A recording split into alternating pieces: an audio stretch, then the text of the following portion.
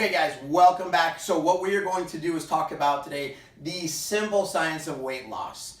Okay, so hopefully you have spent your time going through your exercises, writing down your things you're grateful for, writing down things you love about yourself, working on those attributes, and then doing your mindset cleanse. It's amazing to see how many disempowering negative thoughts exist during our day, and it is incredible to see the changes in our lives when we replace them with better thoughts.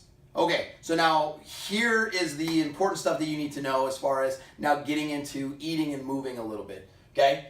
It's all about calories in versus calories out. I know it would be so much more fun, so much better to be able to tell you that you could take this pill or you eat this specific food and it'll all go away. That's really not the case. It's a deficit game, okay? What that means is you have to burn more than you consume in order to lose, okay? And in order to do this, it's really a pound of fat is about 3,500 calories of deficit in a week. Okay, so that means if you can create a 700 calorie deficit every single day, you can be on track to lose about a pound a week. Now, some people say, man, I want to be way more aggressive than that. But here's the scary part about that. If you go too low on your calories, you can put your body into what we call starvation mode, and then you won't lose anything. So the safe spot is to eat somewhere around 1,400 to maybe about 2,200 calories in a day, depending on if you are male or female and how much weight you want to lose. Okay, those are probably some safe zones to stay in. Okay, so for a female, I would stay probably closer to that 14 to 16 to 1,800 range. For men, I would be at maybe the 18 to 2,200 range. All right. Makes sense? So this is something that you can calculate, that you can count. I think a lot of people are shocked when they see how many calories they actually eat in a day. So you have to calculate that. I mean, there is some work involved with that. Now, an even better question is, where does the fat go? Okay, fat actually turns into carbon dioxide and water. So that means when you get your heart rate elevated and you are taking big breaths and you're breathing out that carbon dioxide, you're actually burning through and eliminating some of your fat. When you are eliminating water from your body, when you are sweating, you're actually eliminating some fat. Now, that's awesome, but the problem is if you're eating too much, you may be eliminating some fat, but you're also replacing that fat. Okay, so the more lean muscle mass you can build on your body, you're going to be able to burn more calories throughout the day. You're going to be able to sustain fat loss a little bit easier as long as our calories are in check.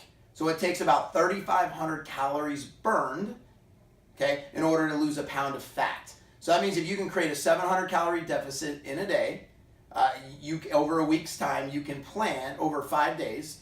Okay, let's say we're really working hard for 5 days of exercise. We're maybe having 2 days off. You can lose a pound of fat in a week. Or if you want to exercise every day or create a 500 calorie deficit every single day, that means, right, you can expect to lose about a pound of fat. So that's probably a realistic weight loss goal. If you want to do more than that, let's just make sure we're not going below the allotted calories, okay? If you exercise too much, is your body getting tired? Is it breaking down? Is it telling you to not do that? You can also over-exercise, be too high intense, spike your cortisol levels, and then sabotage the process anyway. So in doing all of this, we need to do it very stress-free. And I know that probably sounds hard. If the idea of exercising stresses you out, we have a problem. If the idea of eating healthy stresses you out, we have a problem.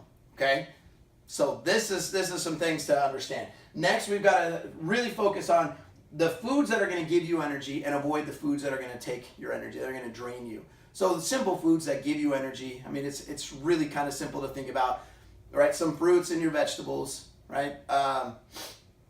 Your lean meats are okay. Anything that is a whole grain, like some oatmeal, things of that, we're probably going to give you some energy.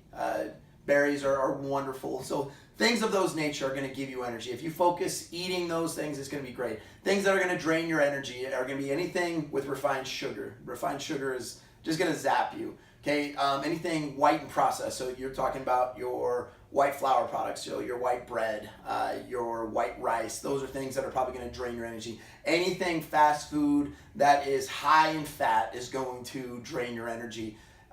Anything like a energy drink. We know for the moment it could give you a big burst, a boost of energy, but then it'll probably take some of that energy away. So we want to make sure that you can have maybe a little bit of caffeine, a little bit of stimulant during the day, but not to exceed too much. And the more that you are drinking caffeine, the more water you need in your system to kind of neutralize that just a little bit, okay? So that's an important thing. We kind of set a rule that around 100 ounces of water a day is an appropriate amount. Your body is made up of mainly water, and so the more water you give it, the more the systems can regulate and burn efficiently, okay? And water will definitely give you the opportunity to feel whether you're hungry or whether you are just a little dehydrated. Lots of times we eat because we think we're hungry when in fact we're just dehydrated. So just keep drinking water, and then you'll know really if you need the food or if you are just needing water instead.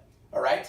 Also now when we do this, we want to create a pattern of the times that you're going to eat and a pattern of the types of food that you're going to eat. The more consistent you can get with this, yes, is it a little bit boring? Probably, but that's okay, because what do we want? We want healthy bodies, not excitement in food. Now, here's the thing. You can take food and you can turn them into great recipes. You can be very creative with the things that you're doing, but as long as you're sticking within your food groups, okay? If you're one of those people, you need a little creativity in order to feel good about things. There's a ton of great spices out there that can flavor your food in a way that'll keep things interesting for you.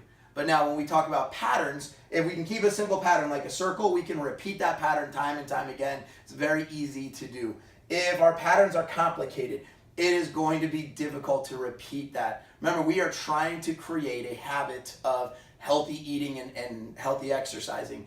And as long as we can make that pattern easy to repeat, we can repeat it, and it'll become a habit very quickly. If it's complicated, it's going to be difficult. So this is now your new goal this week. Tomorrow, I want you to retake your measurements. That's our week marks. I want you to find out, where have I gone in this week? Have I lost? Right? Also be aware of, where are your negative thoughts? How many are you having in a day? Are you feeling particularly stressed? Are you alleviating some of that? And as we start building this up day in and day out, we're going to start being able to find the things that may be stopping you from losing the weight that you desire.